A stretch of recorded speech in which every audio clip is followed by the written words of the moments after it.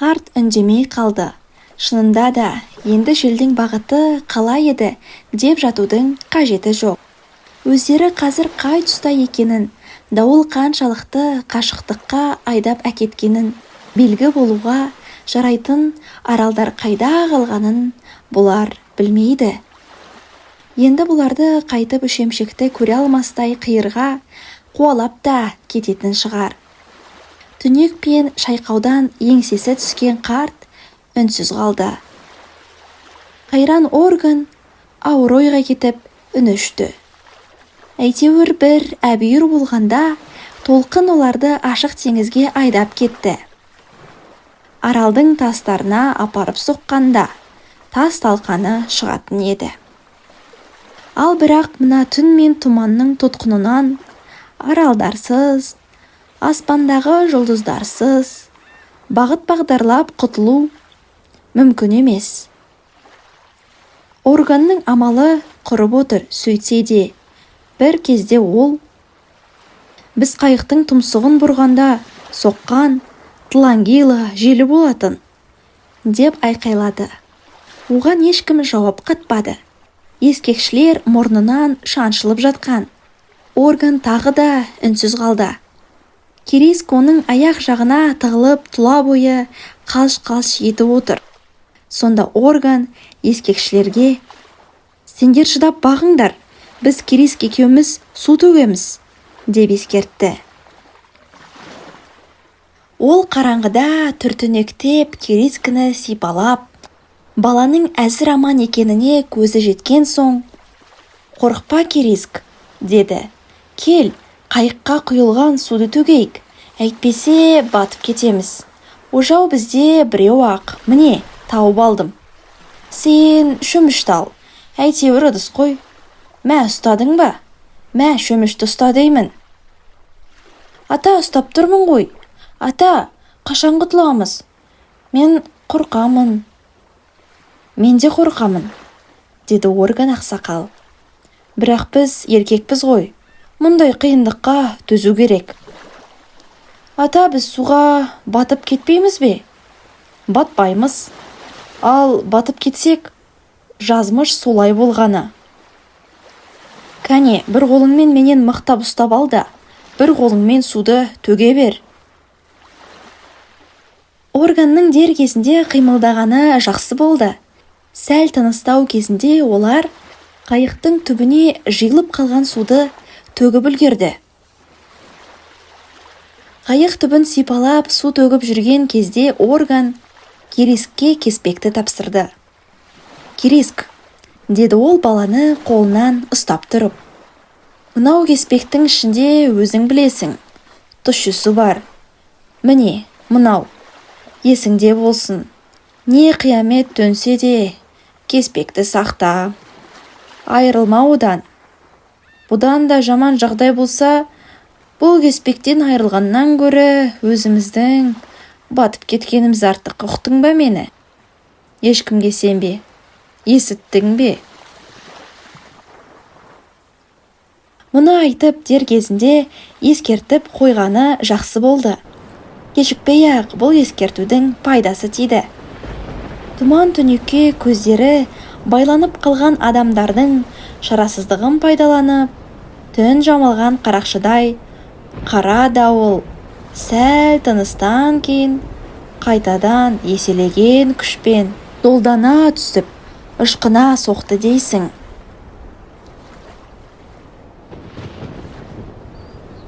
Әлгі сәл тыныстың ақысын алғысы келгендей, толқындар ақилана алып соқ күшпен төпеп жөнелді. Көзге көрінбес таусоғар толқындардың аяусыз соққысынан жаңқадай шоршыған қайық жан ұшырып шыр көбелек айналды. Толқын серпіні қайықты сарт-сұрт сабалайды. Қайық ернеумен су қауып шөгіп бара жатты. Орган еңбектеп жүріп ожаумен жанталаса төккенмен, су қайыққа қайта-қайта құйыла берді. Әне сонда ескекшілер «Таста бәрін, баттық, ойбай, лақтыр!» деп жандары мұрын ұшына келіп, ышқына айқайлап жіберді. Кереск мына үрейден қатты айқайлап жылап жіберді. Бірақ ешкім естіген де жоқ. Ешкім де оған бұрылып қарар дәрменде жоқ. Бала астына кеспекті бүктей түсіп, қайықтың артына жабысып жатты да қалды. Кеспектің үстіне жамбастай құлап, жылаудан тұла бойы солқылдап, бір уыс болып жиырылып бүрсе түсті. Не күн туса да кеспекті сақтау керек екені есінде әйтеуір. Өздерінің батып бара жатқанын бала білді ақ. Бірақ Орган қарттың айтқанын орындап, ендігі есі дерті кеспекті сақтау болды.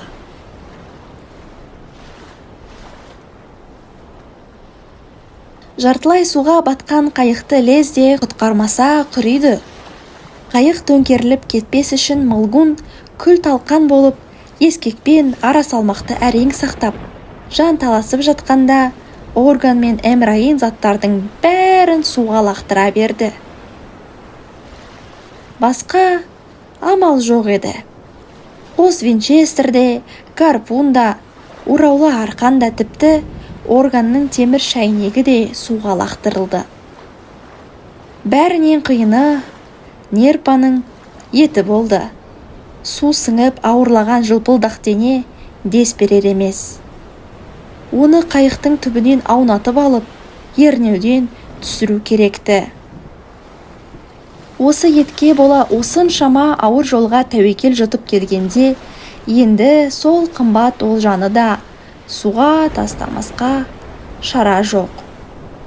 Қылқына қырылдап, әлдекімді айқайлап балағаттап, лағнаттап, әлгі екеуі қысылтаяңда тайдай Нерпаны қайықтың ернеуіне әрең көтеріп, өлдім талдым дегенде суға да тастады-ау.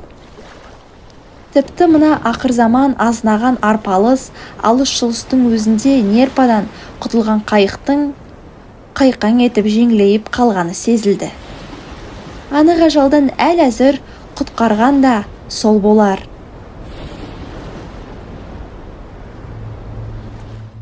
Орган бәрінен бұрын оянды. Айнала ақ кебіндей әлгі кеуекті көріп, қарт қазір қайда тұрғанын, мынау анталаған не қылған ақ кебін екенін аңдай алмай аңырып біраз отырды. Бұл тұман еді. Сол шақта бүкіл мұхитты қымтап алып, тапжылмай, тас керең халде мелшиіп тұрған ұлы тұман еді. Ұлы тұман, ұлы меңіреулікте қатып қалған кез. Азаздап айналаға көзі үйренгенде Орган әуелі қайықтың сүлбесін, оның ішінде жатқан адамдарды көрді. Өз ескектерінің тұсында Эмрайин мен Мылгун сұлап жатыр. Түнгі сұрапыл мен арпалыста өлердей сілесі қатқан бұл екеуі қан майданда қақ маңдайдан оқ тиген шәйіттердей. Қалай болса солай құлапты. Тек үзік-үзік қырылдап дем алғанына қарап, тірі екенін білесің. Өз аяғының жанында кеспекті құша бүк түсіп Кереск жатыр. Ұйықтағанның өзінде дымқыл мен суықтан қалш-қалш етеді. Орган оны аяп кетсе де жәрдемдесер жайы жоқ. Түнгі сұмдықтан есеңгіреп қалған шал, бурыл басы төсіне салбырап, қайықтың артында қалжырап отыр. Тұла бойы сырқырап, сыздап ауырады. Шодырайған ұзын қолдары жаны кетіп салбырап қалыпты. Ғұмырының ішінде ол талай-талай сойқан сындардан өтіп еді. Бірақ дәл мынадай найсап нәубетті еш уақытта көріп білген емес.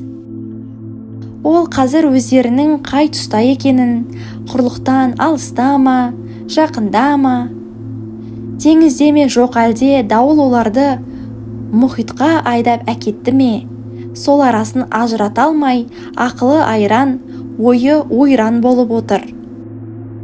Дәл қазір тәуліктің қай мезгілі екені де беймәлім. Мына сірескен тұман сүлбесінен адам күн мен түнді ажырата алмас. Әдетте дауыл таңға жақын дамылдайтынын еске алғанда, сірә, қазір күндіз болар. Бәлкім, түс ауып кеткен шығар. Ғажайып ісімен тірі қалғандарына қуанса да, не дегенмен органның басы салбырап, ойға қалар жөні бар. Қолда бардың бәрінен айырылды. Тіпті кезбе саудагерлерден жүздеген құндызға айырбастап алған Винчестерлерінде құрбан етті. Бар қалғаны қос ескек пен азғана ауыз су. Ендігі күн не болмақ? Әлбетте, ана ескекшілер есін жиып түрегелген соң бірлесе отырып не істеу керек екенін ақылдасар-ау. Бірақ қай бағытқа қарай жүзу керектігін кім айталар? Бұл бір. Екіншіден, түн түскенін күтіп, аспан ашық болса, жолды жұлдызбен шамалап көруге болар. Бірақ қанша уақыт жүзеріңді қайдан білесің? Жол алыс па, жақын ба? Әл-қуат, шыдам жете ме, жетпей ме? Мына тұманды айтсаңшы, бұл не тажал? Теңіздің үстін сіресе сүлей жатты да алды. Мәңгілікке қатып қалған сияқты. Шыннан барлық жерде осылай мекен, шыннан дүние әлемді тұман жұтып қойғаны ма? Темекі тартып су ішкісі келді. Бірақ шылымды ойлап қайғырып жатудың қажеті жоқ. Қолда бар темекі бұлжырап су болған. Қорқоры да жоғалып қалыпты. Суды айтсайшы, тамақты қайтеді. Орган мұны ойлаудың өзінен қорықты. Әл әзір шыдай тұрар. Әл әзір мұны ойлап ойсыраудың керегі жоқ. Теңіз беті өліктей тып-тыныш. Қайық бір орында болар-болмас шайқалады.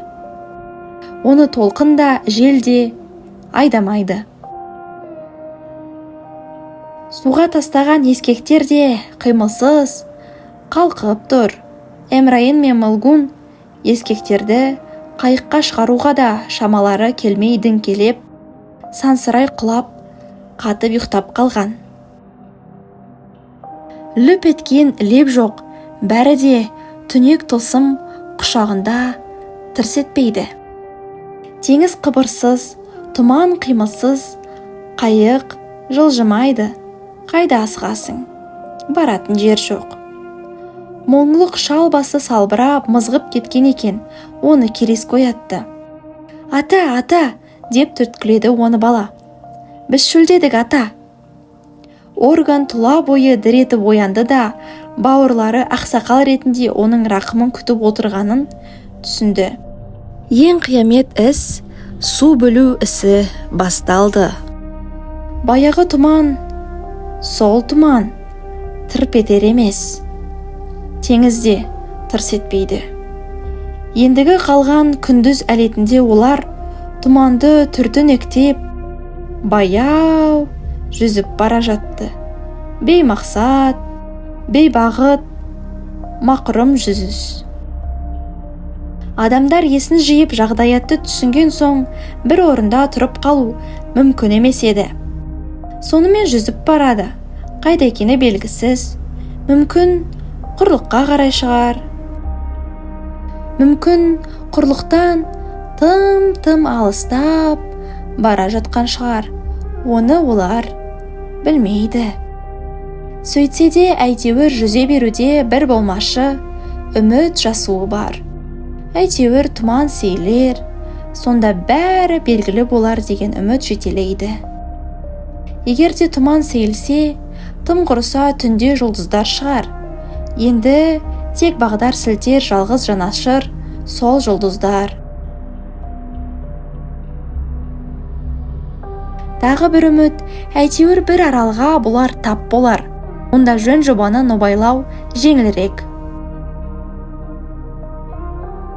Олар сөйтіп жүзе берсін, барар жері белгісіз, тек тұман сүзген бір сүргін. Соның өзінде де орган қайықты біраз тәртіпке келтіртті.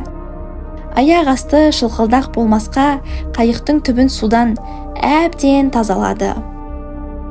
Керескінің үсті басы тез құрғап, жылынсын деп өз жанына отырғызды. Ауыз суды бәріне тепе-тең бөліп берді. Дегенде бәріне де дәсері шөміштен құйды. Сұрапыл түннен соң тым құрыса бір рет қанып ішсін байғұстар, деді. Бірақ енді ескертіп қойды. Ендігі жерде тек орган өзі қалаған мезгілде ғана, тек орган белгілеген мөлшерде ғана су беріледі. Бұл мәселенің басын ашып алу мақсатымен ол кеспекті шайқап қойды. Су орталап қалған екен. Күтпеген жерден қуаныш оты жарқ ете қалғандай болды.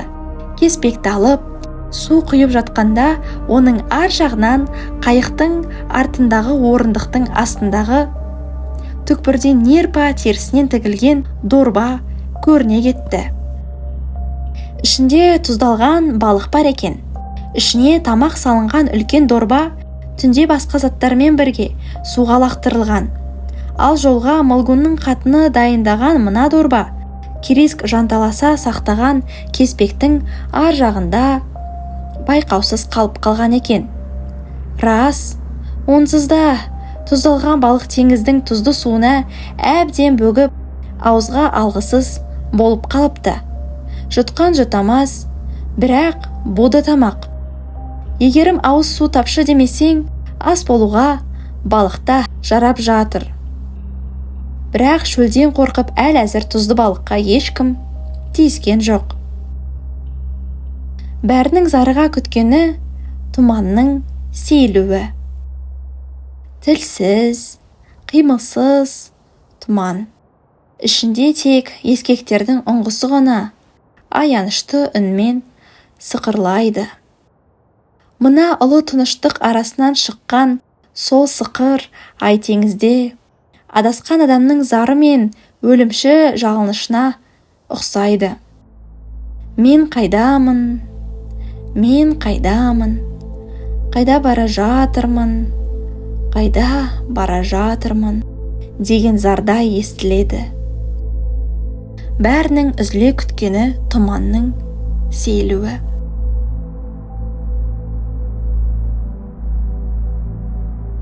Алайда тұман сейілмеді, сейілетін түрі жоқ. Тырп етпей тұр. Ыбылжыған дымқыл демді өзге бір бөтен ғарыштан келген беймағлұм сұп-сұр жалмауыз бүкіл жарық әлемді, жерді де, аспанды да, теңізді де жұтып жіберген сияқты.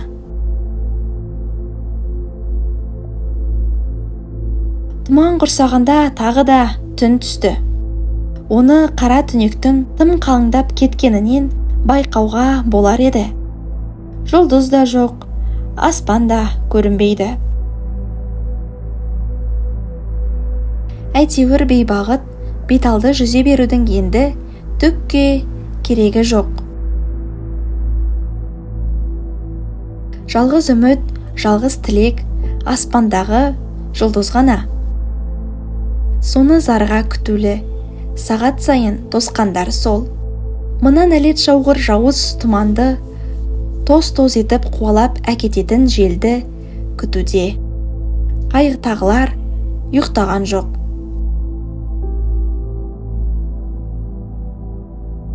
Көктің жүзін аша көр деп тәңірге табынат, жел тұрғыза көр деп жел піріне жалынат.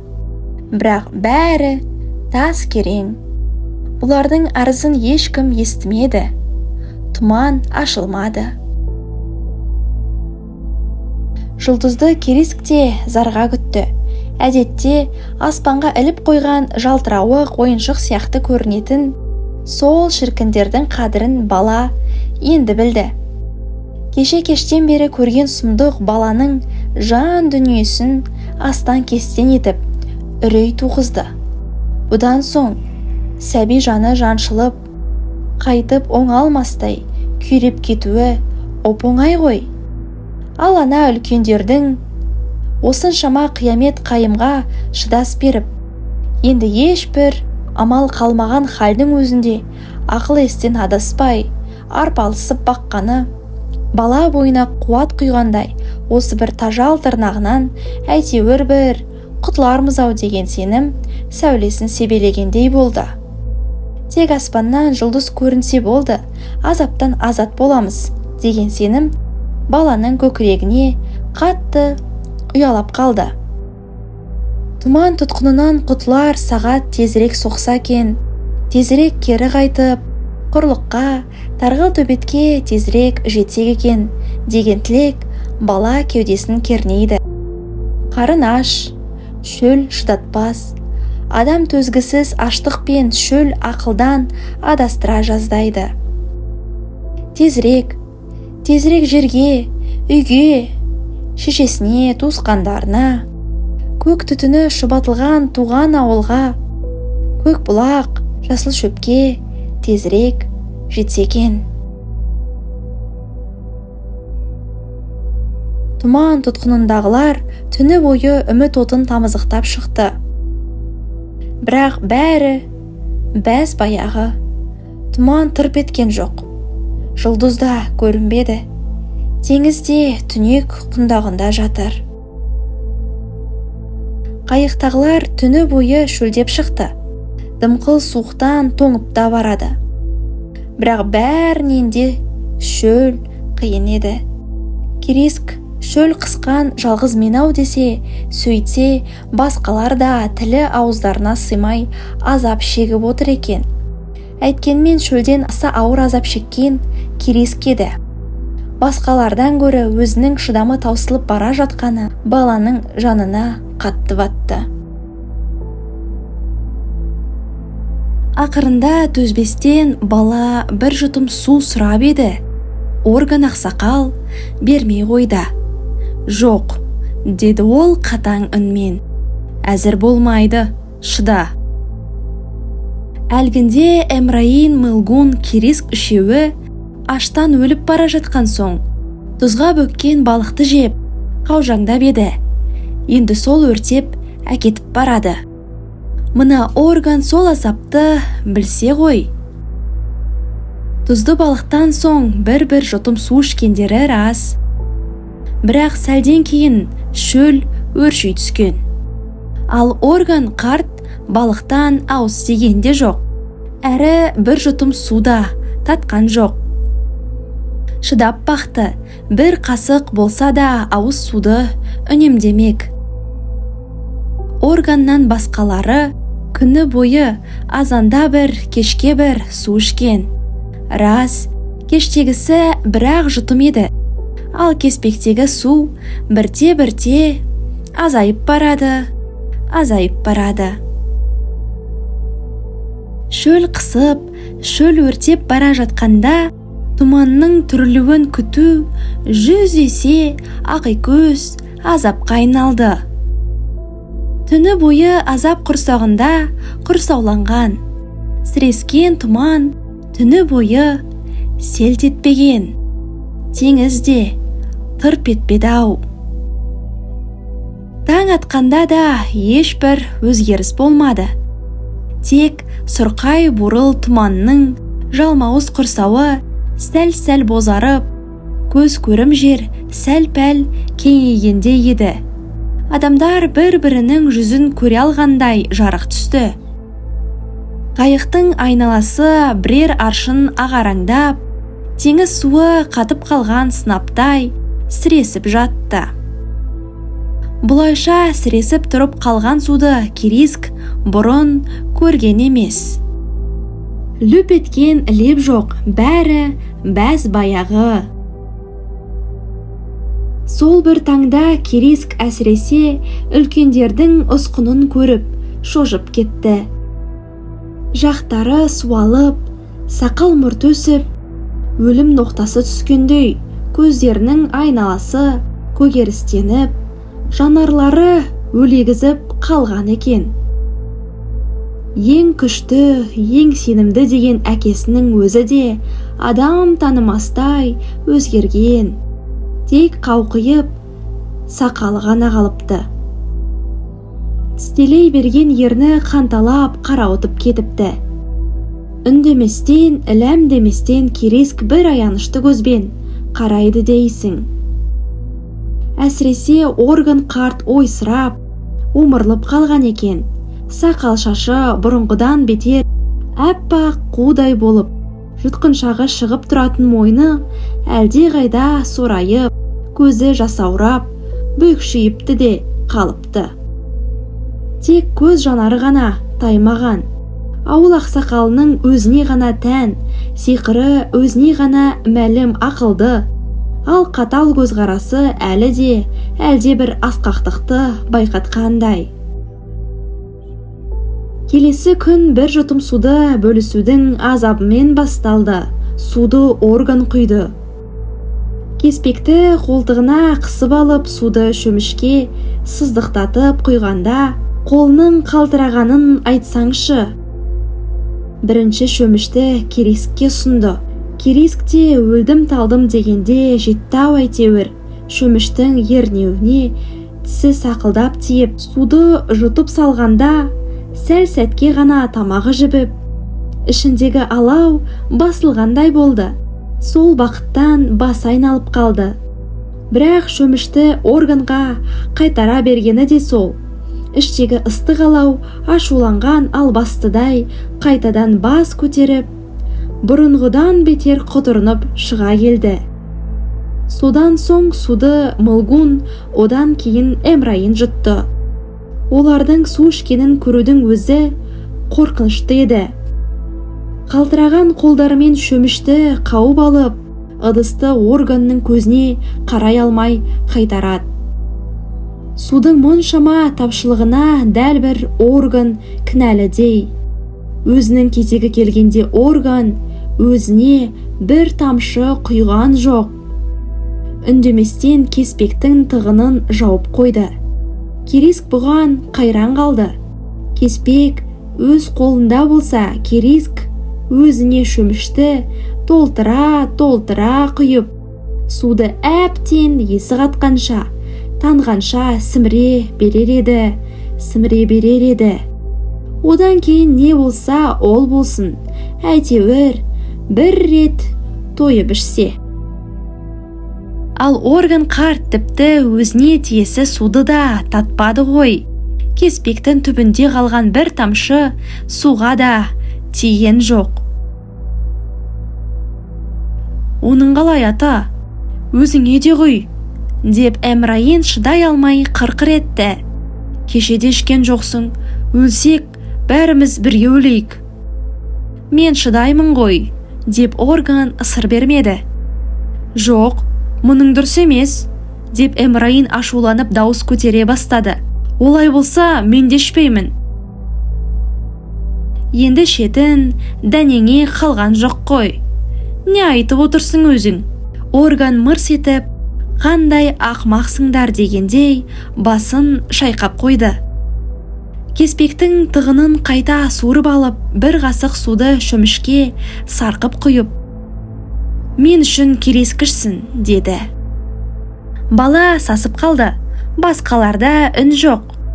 Орган оған шөмішті ұсынып, іше ғой Кереск, ештеңені ойлама, деді.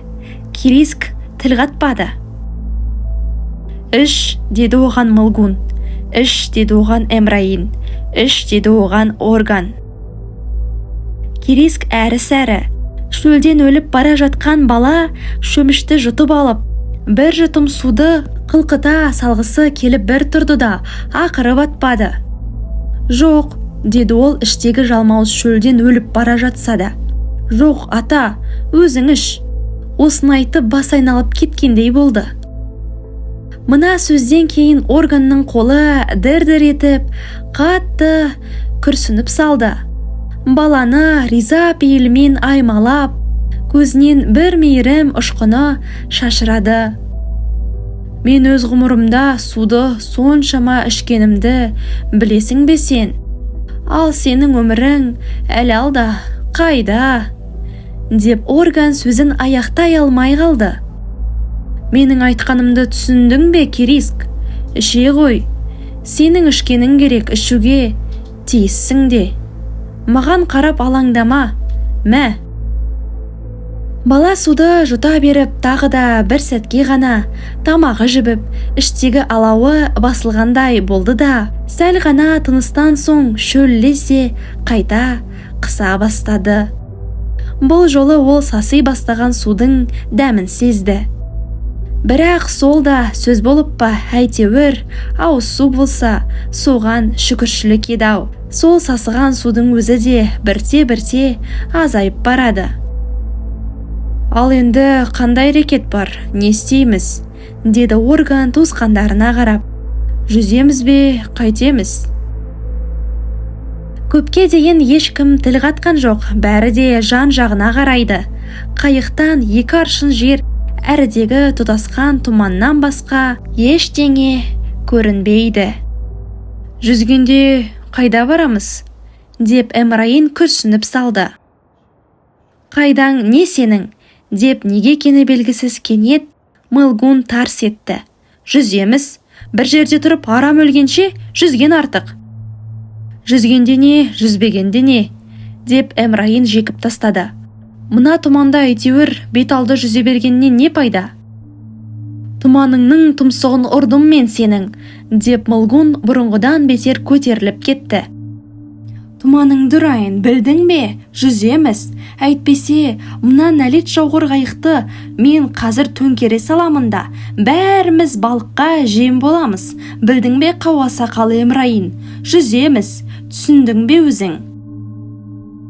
Кересіктің құты қашты. Мылгун ағаның мына қылығына бола өзі ұялды. Оныкі өте оғаш болды. Қанша айтқанмен ол Эмрайиннан кіші ғой. Демек Мылгунның жүйкесі жүдеп, ақылдан адаса бастаған болар. Әлде мына қайықтағы 4 нивхының түгелдігі түтілейін дегені ме? Бәрі қайғыдан күйреп, еңселері езіліп, үнсіз қалды. Мылгун да ентіге дем алып үн өшті. Эмрайиннің басы салбырап кетті. Орган болса, әлпеті мына қалың тұмандай қарауытып, тастай қатып, әлде қайда тесіле қарап қалыпты. Сабрет, Мылгун, деді ақырында Эмрайин. Мен әншейін айта салып едім. Әлбетте бір жерде тұра бергеннен гөрі жүзген жақсы. Сенікі жөн. Кәне кеттік. Қайық қозғалып берді. Ұңғылар қайтадан сықырлап, ескектер қайтадан бір көтеріліп, бір түсіп, қайық қақ жарған тымық су тағы да жапырылып барып, қайықтың соңынан қайтадан қауышып жатты. Сөйтсе де қайық қозғалмастан бір орында тұрған сияқты. Олар қанша жүзгенмен тұман міз бақпайды. Қайық бір жерде шыр айналып жүргендей көрінді. Сірә содан да Мылгун тағы да екіленіп, өзін өзі ұстай алмай қалса керек. Тұманыңның тұмсығын ұрайын, естимісің? Қабасақал Эмрайин, деді ол қалшылдап. Мен тезірек жүзуді қалаймын, жылдамдат қабасақал. Бас ескекті, естимісің ей, қалғымай отыр. Тұманыңның тұмсығын ұрайын мен сенің. Соны айтып, Мылгун ескекке барын салып бақты. Жылдам, жылдам бас, деп Эмрайинді қыстады. Эмрайин оның жынына тегісі келмей үндеген жоқ. Бірақ іштей ыза болып, ол да мына құтырынды ойынға бой алдырып, ескекті барынша сілтей бастады. Қайық барған сайын бауырын жаза түсті. Тұманды қақ жара қарғи түсіп, әйтеуір бет алды заулап барады. Мылгун мен Эмрайин болса, мына шексіз тұманның шетіне атылып шыққысы келгендей, бір-бірінен қалыспай, қаһарлана жұлқынып, есу астына елірісіп, ерегісе жанталаса жапырып келеді. Су сапырған ескектердің қалақшаларына көз ілесер емес.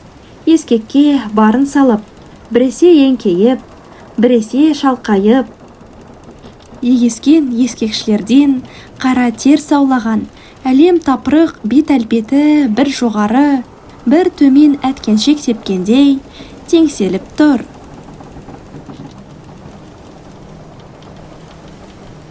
Демдері ыңқ-ыңқ етіп, тау бұзып, тас жарғандай естіледі. Алды артың тұман, айнала қаптаған қалың тұман. Хана, хана, деп Мылгун аласырып, қақырық түкіргендей қырқыр етіп, Эмрайынды қамшылай түседі. Әдегенде Кереск мына қарқынға қуанып, үміттеніп қалып еді. Кейін мұның арам тер, бос қимыл екеніне көзі жетіп қорқа бастады. Мына құтырынды жарысты тоқтатар деген үмітпен бала органға үрейлене қарап еді. Қарт бейне бір бөтен дүниеде отырғандай, мұңды көзін әлде қайда қадап, бейтарап халде қалған сияқты екен. Қайран қарт әлде жылаған ба, әлде көзінің үйреншікті жасаурауы ма, әйтеуір бет аузы су екен. Қайықтың үстіндегі әлем тапырық әрекеттен бейхабар адамдай қалшиып қалыпты. Қайық болса қара тұманды қақ жарып, қайда барары белгісіз, салып ұрып қарыштап барады. Хана, хана деген дауыс тұманда тұншыға шығады. Хана, хана. Осы бір оспадарсыз сүргін көпке созылды. Әйтсе де ескекшілер бірте-бірте діңкелеп, жүріс шабандай берді. Әрі-берден соң екеуі де демі бітіп, ыңқ-ыңқ етіп, ескектерді тастай салды. Мылгунде бас көтерер бет жоқ. Олар есін енді жиып, болымсыз істің қасіретін анық сезгенде еді. Тұман тұтқынынан олар шыға алмады. Түнектің шеті көрінбей, тылсым түнекте, қимылсыз өлі суда, болжаусыз болашақта, бәрі баз қалпында қалды.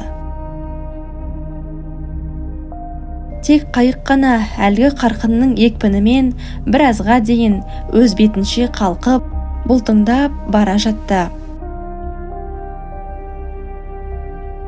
Әлгі сүргін неге керек болды? Не мақсат? Ал бір орында отыра бергенде не ұтар еді? О да бұл жағдай. Әркім сірә қазір осы бір ойда қалса керек. Сонда орган сөйледі. Маған құлақ салыңдар, деді ол әр сөзін салмақтап. 2 күн нәр татпай, су ішпей қалжыраған қарт мүмкін әл қуатын үнемдеген шығар. Әйтеуір өте баяу сөйлейді. Мына тұман әлі көп күн тұруы да ықтимал. Сондай бір жылдар болады. Мұндай жағдай ұшырап тұрады, өздерің де білесіңдер. Қалың тұман мерзімі бітпейінше кетпейтін індет ауру сияқты. Теңіз үстінде 7-8, тіпті 10 күнге дейін жатып алатын болады. Ал мына тұманның қанша тұрарын ешкімде білмейді. Егерім бұл әлгі ұзақ тұман болса, біздің тағдырымыз тайқиған заман. Тұздалған балықта аз қалды. Тұщы сусыз оның пайдасы да шамалы. Ал ауыз су болса мынау ақ. Қарт кеспекті шайқап қойды. Су оның түбінде ғана шалп етіп шайқалды. Ешкім үндемеді. Қарт та үнсіз қалды.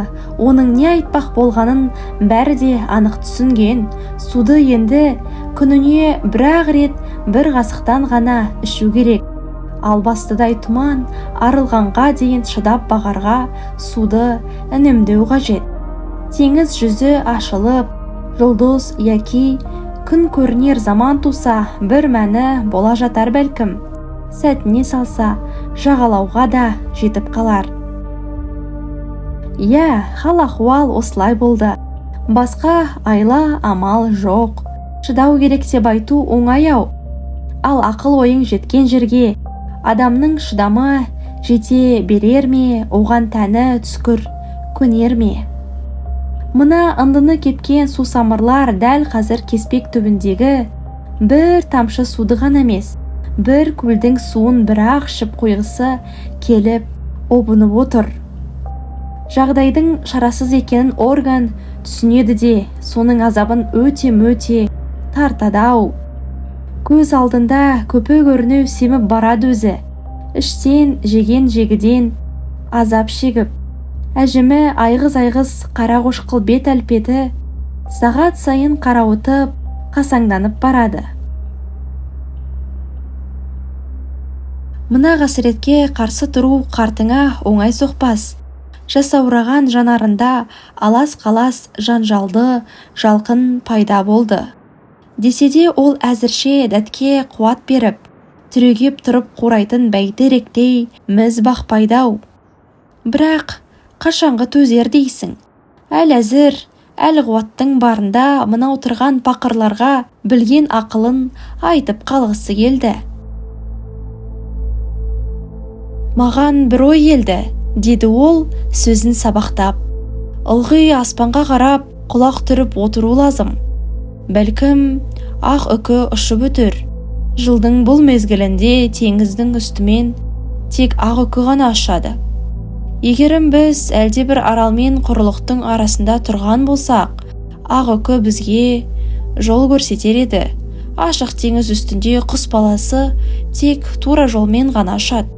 Ешқайда бұрылмайды ақ үкі де. Ал біз арал мен құрлықтың арасында болмасақ ше? Деп мырс ете қалды Мылгун, басын көтермей түнерген күйі. Онда ақ үкіні көре алмаспыз, деді орган аспай-саспай. Ақ үкі теңіз үстімен не себепті, нендей мұқтажбен ұшады, деп Керейск тәптіштеп сұрап алмақшы еді, оның алдын Мылгун орап кетті. Ақ үкі дәл біздің үстімізден ұшарын қайдан білдің? Ата, деді Мылгун ызғарлы мысқылмен. Ол басқа жоқпен сонау алыстан ұшып өтсе не болмақ? Онда ақ үкіні көре алмаспыз, деді орган аспай-саспай. Демек, көре алмаспыз, деп Мылгунның жыны қоза түсті. Демек, былай да, үкіні көре алмайды екенбіз ғой. Онда несіне омалып отырмыз? Мылгун бірте қой қаптағысы қоза түсті де, қарқылдап тұрып, күліп жіберіп, кілт үні өшті. Отырғандардың аза бойы қаза тұрды. Не істерін білмей бәрі де үнсіз қалды. Сол екі арада Мылгун бір бәлені бастамаққа бел байлады. Жалпақ алақанымен бір ұрып, ескекті ұңғысынан шығарып алды. Содан соң неге екені белгісіз, қайықтың тұмсығына шығып алып теңселіп, құлап кетпес үшін ескекті көлденең ұстады. Оған оның қалай деген ешкім болмады. Мылгун да ешкімге назар салмады. «Ей, қаншық!» деп ол ашумен айқай салды. «Ей, желдің бірі!» Мылгун ескекті серт ұстап, тұманды түнекті бопсалай айқайлады. «Егер сен иттің өлік емес, желдің пірі екенің рас болса, желің қайда? Әлде сен апаныңда арам қатып қалдың ба, қаншық? Әлде сені бүкіл әлемнің төбеттері қамап алып, соның қайсысына бөксеңді бұрарыңды білмей тұрсың ба? Әлде сен қаншық солардың бәрімен кезек-кезек ұйлығысып, жел тұрғызуға қолың тимей жатырсың ба? Әлде сен қаншық мына біздің тажал тұман ішінде зынданда қалғандай болып отырғанымызды ұмытып кеттің бе? Әлде сен біздің арамызда жас бала барын білмейсің бе? Бұл қалай? Ол шөлдеп отыр, су сұрайды. Түсінемісің, су сұрайды. Мен саған айтып тұрмын ғой, арамызда бала бар деп. Бұл оның теңізге тұңғыш рет шығуы, ал сенің мына иттігіңе жол болсын. Осы да әділеттік пе?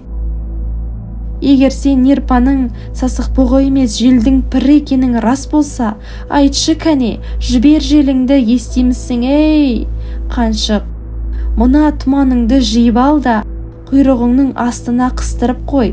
Естіп тұрсың ба? Дауыл жібер бізге иттен жаралған. Ең сұрапыл дауылыңды жібер, Тлангила жібер, қаншық. дауылыңды соғып, бізді суға батыр сүмелек қаншық, естимісің ей? Естіп тұрсың ба сен мені? Шаптырдым мен сенің түк басқан тұмсығыңа, түкірдім мен сенің тұмсығыңа. Желдің пір екенің рас болса, жібер бізге, дауылды батыр бізді теңізге. Өйтпейді екенсің, салдақы қаншық. Мына мен де төбетпін, бірақ саған жанаспаймын. Мә саған, жепсің сен қаншық. Мылгун сөйтіп желдің пірін барынша балағаттап ақпақты, бірақ сол пірдің қайда екені де, желдің бәрін қайда тығып қойғаны да беймәлім. Мылгун оны көпке дейін әбден қалжырап, ес тұсынан айырылып, үні шықпай қырылдап қалғанша қорлап, балағаттап, әрі десе жел сұрап, сілесі қатқанша сілтеді. Ақыры қолындағы ескекті теңізге бар пәрменімен лақтырып кеп жіберді де, өзінің орнына барып отыра кетіп, екі қолымен бетін басып, кенет жан ұшыра бақырып жылады дейсің. Басқаларда ләм деуге дәрмен жоқ. Мылгун болса, кішкентай сәбилерінің атын айқайлап шақырып, солқылдап жылай берді. Бұған деген ешқашан еркектің жылағанын көрмеген Кириск тұла бойы қалшылдап, қорқып кетті де, өзінің де көзінен жасы шығып, Орган қартқа: Ата, ол неге үйтеді, неге жылайды?» деді. «Қорықпа», деп қарт баланың қолын қысты. «Қазір ол жылағанын қояды, оған алаң болмай-ақ қой, онда шаруаң болмасын, қазір қояды». Мылгун шынында да бірте-бірте тыныштала бастады. Бірақ қолын бетінен алмай иығы дір-дір етіп, әлі солқылдап отыр. Эмрайин қайықты баяу бұрып, суда қалқып жүрген ескекке жақындатты. Ескекті көтеріп алып, қайтадан ұңғысына қондырып қойды. «Сабрет, Мылгун», деп Эмрайин інісін жұбатқан болды. «Сенікі жөн, тұманда тұншығып отырғаннан гөрі дауылға тап болғаның өзі артық. Тағы да сәл шыдай тұрайық. Қапелімде теңізде ашылып қалар. Амал не?» Мылгун үндеген жоқ. Оның басы бірте-бірте салбырап, ақыл ауысқан адамдай алдына қарауға қорқып, бүк түсіп қалды. Тұман болса сол баяғы қалпа, мұхитты қымтай түсіп, қыбыр етпей, дүниені жалмап қойғандай сіресіп жатыр. Лүп еткен жел жоқ, өзгеріссіз, өлі дүние. Мылгун қанша балағаттап жер жебіріне жетсе де, желдің пірі тырс етпеді. Тіпті намысы жоқ немеме ашу шақырып, бұлқан-талқан бола қоймады. Дауыл сапырмады. Эмрайин әйтеуір бір жерде омалып отыра бермейік деп, ескекті сылбыр салып, қайықты су бетімен ілбітіп келеді. Орган сол ой тұңғиығына кетсе керек. Бәлкім тағы да, бәлкім бұл ғұмырда ақтық рет өзінің балық әйелін ойлап отырған шығар. Қарттың қайғылы ойын Кириск бөліп жіберді. «Ата, ақ үкінің аралға қарай ұшатыны несі?» деп сыбырлап қана сұрады. Мен саған оны айтуды ұмытып кеттіппін ғой. Мұндай ұлы тұманда теңіздің үстімен тек ақ үкі ғана ұшады. Ақ үкі аралға жеміздеп барады. Кейде Нерпаның баласын іліп әкетеді. Ақ үкінің көзі мынадай, оған тұманың да түнің де сөз емес, күндізгідей көре береді. Үкінің аты үкі, үкілердің ішіндегі ең ірі, ең күштісі ақ үкі. Әттең, менің көзім ақ үкінің көзіндей болар ма еді?» деп сыбырлады Кириск кезерген ерні жыбырлап. Сонда қалай қарай жүзу керек екенін көріп, құрлыққа тезірек жүзіп жетіп, суды іше берер едік. Менің көзім ақ үкінің көзіндей болар ма еді? Әттең. Деп күрсінді Орган, әркімге өзіне бұйырғаны ғана болады. Бәрі үнсіз. Тек әлден уақыттан кейін Орган әлгі сөздің жібін жалғап баланың бетіне қарап тұрып: «Сен қатты қиналдың-ау, Сен шыда, осыдан осы сынға төтеп берсең, сен ұлы аңшы боласың. Шыдай тұр бауырым, суды ойлама, басқа бірдеңе туралы ойла. Суды есіңе алма». Кирис қарттың айтқанын істеп, су хақында ойламайын-ақ деп еді. Бірақ онысынан ештеңе шықпады. Суды ұмытамын деген сайын шөл қыса түсті. Оның үстіне шұрқырап қарны ашып, тіпті аштықтан көзі қарауытып, бас айнала бастады. Осыдан барып мұлғын құсап, әлемнің жүзіне бақырып айқай салғысы келді. Осылайша бұл күнде тауыс тәмам болып бара жатты. Әне-міне алыстан толқын шуы естілер. Самал соғып тұманды басқа жаққа айдап әкетіп, біз тажал тұзағынан құтылармыз деген үміт бірде-бір үзілмеген. Бірақ теңіздің үсті құлаққа ұрған танадай тып-тыныш. Осы бір өлі тыныштықтан құлақ шуылдап, шеке солқылдайды. Оның үстіне шөл шіркін өзек төртіп, тәнді тулақтай құрғатып, әлем-жәлем әкетіп барады. Шексіз судың ортасында тұрып, су сұрап, шөлден өлуден өткен сұмдық бар мекен? Кешке қарай Мылгун талықси бастады. Көзі елегізіп, тіл ауыздан қалды. Өңешін жібітсін деп бір жұтым су беруге тура келді. Ол әлгі суды обып жатқанда Кирисктің құлқын қаққанын көріп Орган шыдай алмай оған да, одан соң Эмрайинге де бір-бір тамшы су берді. Ал бірақ өзі бір татып алмады-ау сабас. Кеспекті орындықтың астына қайта тығып қойды. Содан соң ешбір азап шекпеген адамдай, сірә шөл дертін тартпағандай, ақыл естен адаспай, аспай, саспай, сақа қалпында. Өзге бір өрелі ойлардың өрінде жүзіп, өзімен өзі болып ұзақ отырып қалды. Қияда жалғыз отырған қыран тәрізді бұл отырысы. Ол өзінің тағдыры шешіліп қойғанын әбден біліп, бұл фәнидің соңғы сәтінде әл дәрменін уыстап-ұстап, рухын берік сақтады. Мұндай сәтте трубкасы болса, шіркін-ай. Ақтық рет өзінің балық әйелін ойлап отырып, бір шылым шекпеген-ай, қу жалған.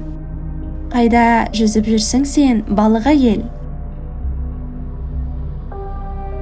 Ахирет табалдырығын аттар алдында әл қуаты мен адамгершілік қасиеті енді қанша мерзімге шыдарын Орган өзі де біліп отыр. Әлденеге белді бекем буған сыңайы бар.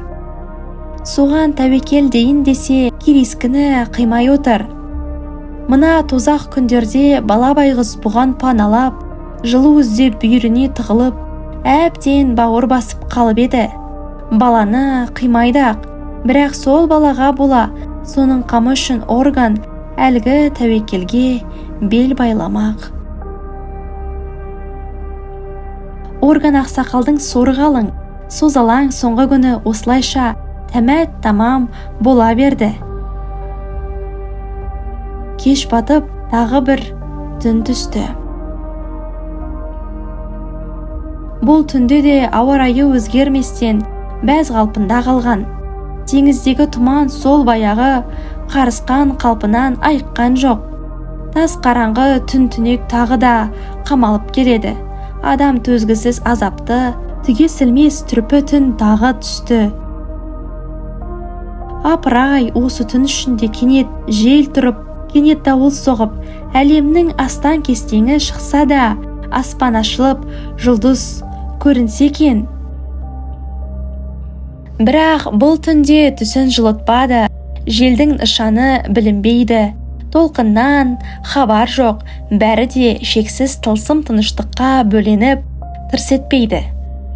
Үстінде шөл мен аштықтан арып ашып, аруақ болған адамдары бар жалғыз қайық, түнекті түртінектеп, ай теңізде адасып, бет алды белгісіз әм шарасыз халде.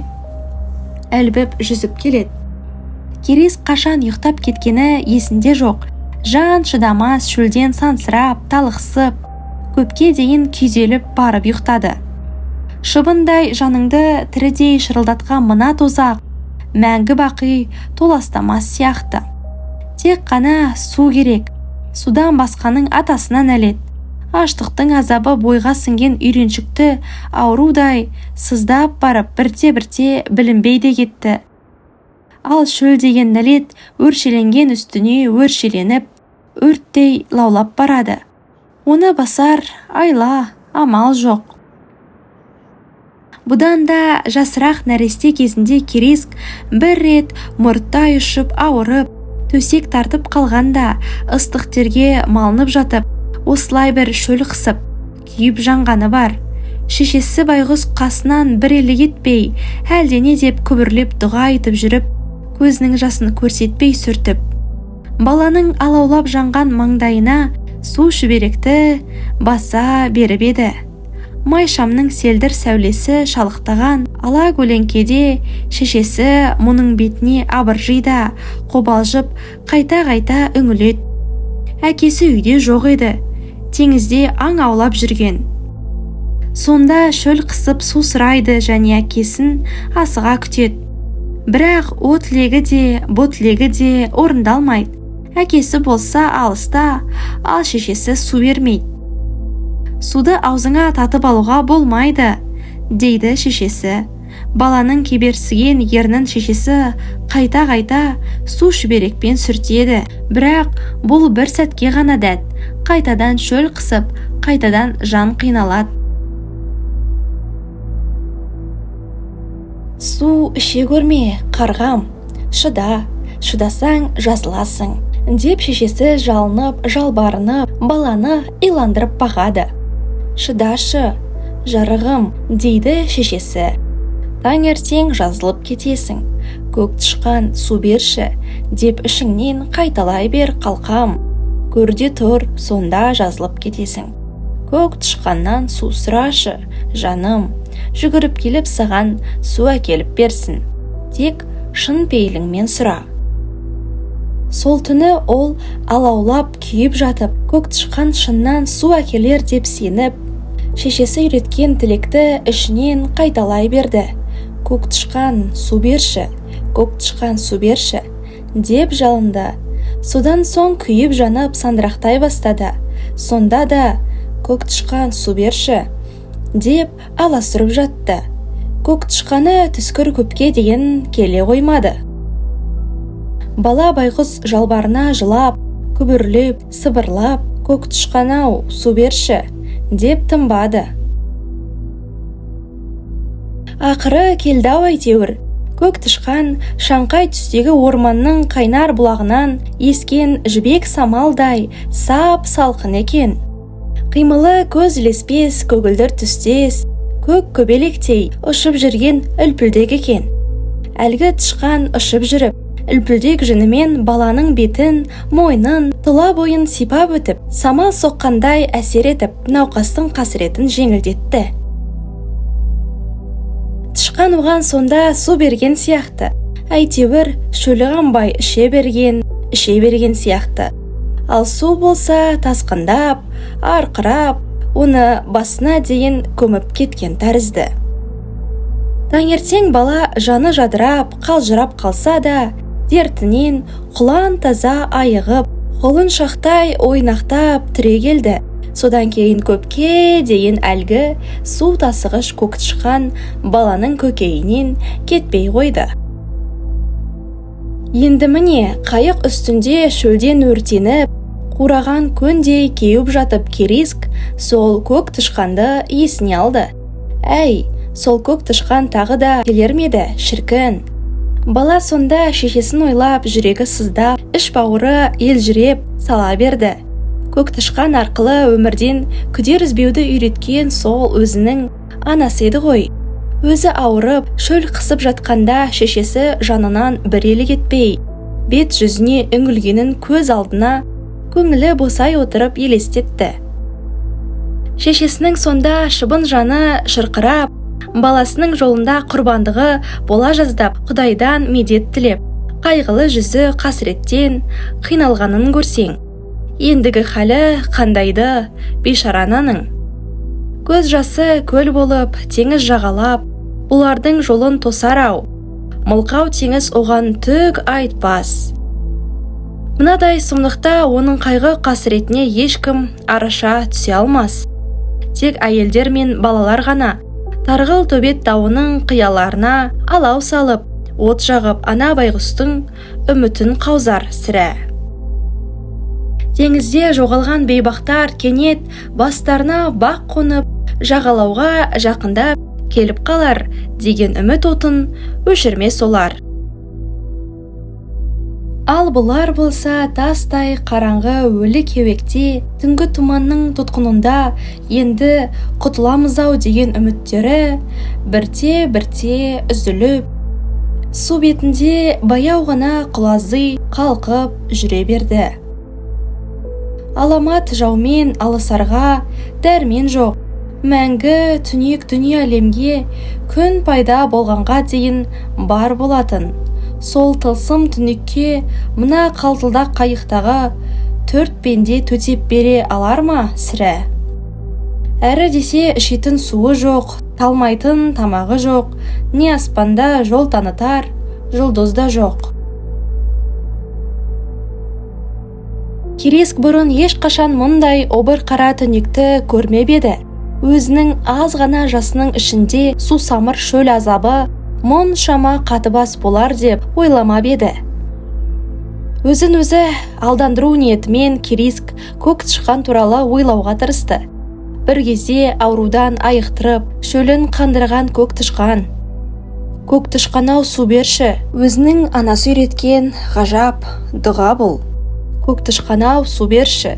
Көк тышқан-ау, су берші. Ғайыптан әлгі тышқан келе қалмаса да, Кириск бұл тілекті жан тәнімен күбірлеп қайталай берді. Енді бұл жалбарыныс оның үмітінің ұшығына, шөлге қарсы қаруына айналды. Көк тышқан-ау, су берші. Осылайша күбірлеп өзін өзі алдандырып отырып, бала кейде қалғыпты кетеді, кейде ұйқы арасында Орган мен Эмрайин әңгімесіне еріксіз құлақ түріп, үзік-үзік сөздерін естіп қалады. Әлгі кеуі әлдене туралы сыбырласып көп сөйлесті. Бұл өзі жұмбағы, емеуріні көп, арасын анда-санда үнсіздік жайлаған бейтаныс әңгіме еді. Қарт тамағы қырылдап, сырылдап, әрең-әрең сөйлесе де, Кириск оның бүйіріне тығылып отырып, оның сөздерін анық естіді, ал әкесі әріректе отырғандықтан, оның үнін шала-пұла ұқты. Саған ақыл айтатын мен емес, сонда да ойланшы ата, деп Эмрайин оны әлдекім естіп қоятындай-ақ ысылдай сыбырлады. Сен ақылдыйдың ғой ата. Ойландым, көп ойландым, жөні солай, деді Орган сірә бұрынғы райынан қайтпастан. Екеуі бір ауық үнсіз қалған соң Эмрайин, бәріміз бір қайықтамыз, не көрсек те бірге көреміз, тағдырымыз бір, деді. Тағдыр, тағдыр, деп қарт күңірене күбірледі. Тағдырдан қашып құтылмассың, ол рас. Органның тамағы сыр-сыр етеді. Тағдыр солай, қалайсың ба мойынсың, қаламасаң қарсы тұр. Ақыры көрер сәулең, татар дәм тұзың таусылған екен, басқалар күн көре тұру үшін өз тағдырыңды қамшылап азықтырғанда дұрыс. Өзің ойлашы, мүмкін жол ашылып құрлықта көрініп қалар. Ақтық әліңді жинап, жағаға жақын қалғанда, нәйеті бірер тамшы ауыз суға бола, бәріміз құрығанымыз жөн бе? Жоқ, бірақ адамның құрбан болғаны жөн бе? Эмрайин бірдеңе деп міңгірледі де, екеуі де үнсіз қалды. Кириск ұйықтап кетуге тырысып, ұдайы көк тышқанды шақырумен болды. Ұйықтап кетсе, көк тышқан келетіндей көрінеді. Бірақ көзі іліне қоймады. Көк тышқаны су берші. Мылгун қалай, деп сұрады Орган. Бұрынғысынша, жатыр әлі, деді Эмрайин. Жатыр деймісің? Сәл кідіріп, қарт өз өтінішін қайталады. Ол есін жиған соң менің аманатымды айт. Айтамын ата, деп Эмрайиннің даусы дірілдеп шықты. Әрең жөткірініп алды. Айтқаныңның бәрін жеткізем. Сен оған айт, мен оны құрметтеуші едім. Мылгун мықтаңшы, адамгершілігі де бар. Мен оны әрдайым сыйлаушы едім. Екеуі тағы да үндемей қалды. Көк тышқан-ау, су берші. Эмрайин тағы бірдеңе айтып еді, Керейск оны жөнді ести алмады. Орган айтты. Жоқ, күте алмаймын, деді. Өзіңде көріп отырсың ғой, әл дәрмен жоқ. Жақсы ит өлігін көрсетпейді, өзім ағаттанайын. Мен ұлы адам едім, оны өзімде білемін. Менің түсіме ылғи да балық әйел енуші еді. Оны сен түсінбейсің. Мен соған жол тарттым. Екеуі тағы бірдеңелерді айтып отырды. Керейск көк тышқанды шақыра-шақыра көзі ілініп бара жатты. Көк тышқан-ау, су берші. Бала талықсый ұйықтап бара жатып әкесінің органға таяна түсіп айтқан сөзін еміс-еміс естігендей болды.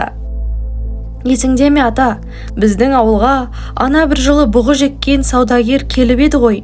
Балта оны-мұны айырбастап алғаны кәне? Сол, жиренті қал еді ғой. Сол айтып еді ғой, бір елде ұл адам болған.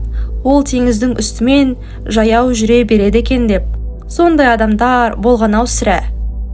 Демек ол адам ұлылардың ішіндегі ұлысы, деді орган. Біздің ең ұлы құдіреттіміз балық әйел.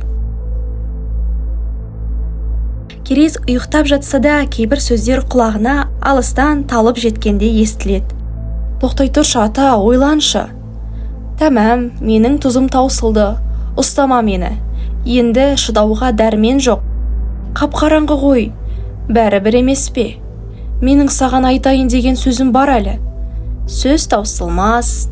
Біз өлген соңда сөз таусылмайды. Қап-қараңғы ғой. Ұстама мені, әл дәрменім бітіп барады. Мен өзім түсейін. Қап-қараңғы ғой. Сендер шыдай тұрыңдар. Әлі бірер жұтым су бар. Баланың басын әлдекімнің жап-жалпақ, қатқыл алақаны абайлап қана сипалағандай болды. Ол ұйықтап жатып әлгі органның қолы екенін сезді. Әлгі жып-жылы, ауыр алақан баланың басын мәңгі еске сақтап қалғысы келгендей, бала байғұсты қорғағысы келгендей, біразға дейін табы білініп тұрды. Керейск түсінде теңіз бетімен жаяу жүріп барады екен. Құрлыққа тезірек жетіп, су ішкісі келеді. Суға батып та кетпейді, құлап та қалмайды. Айнала аса бір таңғажайып көрініс. Көз жетер жердің бәрі айнадай жарқыраған шалқар теңіз.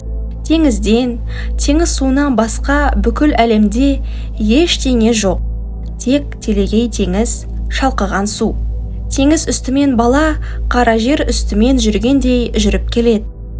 Айнала түгел тербетілген телегей толқын.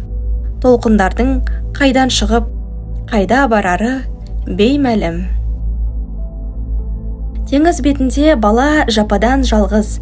Әуелі ол орган, Эмрайин және Мылгунның алдына түсіп, озып кетіп, жағаға тезірек жетіп, су тауып. Әлгілерді сол суға шақырмақ болып жүгіре жөнелген сияқты еді. Ал кейіннен байқаса теңіз бетінде жалғыз өзі. Ол айқай салып серіктерін шақырады. Бірақ ешкім жауап бермейді. Қыбыр еткен тірі жан, тырс еткен дыбыс жоқ. Олардың қайда құрып кеткенін білмей бала сарсаң, үрейі шошып кетеді. Айқайлайды, ешкім естімейді. Қарайған жер және көрінбейді. Алқынып, әлі кетіп, теңіз үстімен жүгіріп келеді, бірақ қанша жүгірсе де бір орыннан жылжымайды. Кенезесі кеуіп, шөл қысып, әкетіп барады. Сол бір кезде ол төбеде ұшып жүрген құсты байқап қалады. Лувр үйрек сол екен. Жарықтық жұмыртқалайтын жер іздеп теңіз үстінде шар құрып, шаңқылдап жүр екен. Бірақ ол қонатын оймақтайда қара жер жоқ, айнала шалқып жатқан шалқар су. Лувр үйрек шарқ ұрып шыр-шыр етеді. «Ей, Лувр!» деп айқайлайды Кириск. «Жер қай жақта? Мен шөлдедім». «Әлемде әлі жер пайда болған жоқ», дейді Лувр үйрек. «Айнала тек толқындар ғана». «Басқалар қайда кеткен?» деп сұрады бала, ғайып болған адамдарды іздеп. «Олар жоқ, оларды іздемей-ақ қой, ешқайда да жоқ олар», деп ыңғатты Лувр үйрек. Адам ауызбен айтып жеткізгісіз ауыр қасірет пен жалғыздық сезім баланың жанын күйзелтті. Бас ауған жаққа қарай қаша жөнелгісі келеді, бірақ барар жерің жоқ, айнала шалқыған су мен тулаған толқындар. Лувр үйрек те көз ұшында бұлдырап, жалғыз ноқаттай қарайып алыстап бара жатты. «Лувр үйрек, мен ала кет, тастама мені, мен шөлдедім ғой», деп жалынды бала сонда. Бірақ та үйрек үн қатпады, сәлден соң көзден таса болды. Әлі жарала қоймаған қара жерді іздеп кетті. Бала көзінің жасы көл болып өксіп оянды. Көңілінде шарасыз қайғы мен үрейдің ауыр зілі жатыр. Жас аққан көзін жайлап ашып, түс көргенін түсінді. Қайық қалтылдап тұр екен. Бозғылтана бастаған тұман түнек төбеден төніп, жан жақтан қамалап тұр. Бұл атар таңның нышаны еді. Бала қозғалақтай бастады. «Ата, мен шөлдедім ғой, мен түс көрдім», деп міңгірлеп ол қолын орган қартқа соза беріп, бірақ оның қолына ештеңе ілікпеді. Орындықтағы қарттың орны бос еді. «Ата!» деп шақырды Кириск. Ешкім үн қатпады. Бала басын көтеріп шошып қалды. Жалғасы бар.